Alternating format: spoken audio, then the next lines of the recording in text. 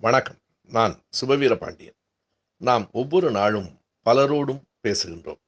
தொலைபேசி வழியாக, நேரில் பல வழிகளில் பேசுகின்றோம்.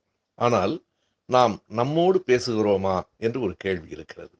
அது எப்படி நாம் நம்மோடு பேச முடியும்? கண்டிப்பாய் முடியும். முடியும் என்பது மட்டுமல்ல, கண்டிப்பாக பேச வேண்டும். நம்முடைய செயல்பாடுகள் எப்படி இருக்கின்றன? நம்முடைய மனம் ஊக்கம் பெற்றிருக்கிறதா? தளர்ந்திருக்கிறதா? நமக்குள் ஏதேனும் குறைகள் ஏற்பட்டிருக்கிறதா? நம் உடல்நலம் எப்படி இருக்கிறது? என்றெல்லாம் நாமே நம்மோடு பேசிக் கொள்ளுகிற போதுதான் பிறரை நாம் அறிந்து கொள்ளுகிறோமோ இல்லையோ, நம்மை நாம் அறிந்து கொள்ள முடியும். உலகத்திலேயே மிக கடினமானது, எதை வேண்டுமானாலும் அறிந்து கொள்ளலாம். நம்மை நாம் அறிந்து கொள்வதுதான் மிக மிக கடினமானது.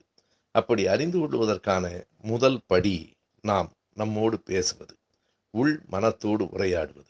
அப்படி உரையாடுகிற போது ஒவ்வொரு நாளும் நாம் செய்கின்றவைகள் சரியா தவறா என்று நமக்கு புரியும்.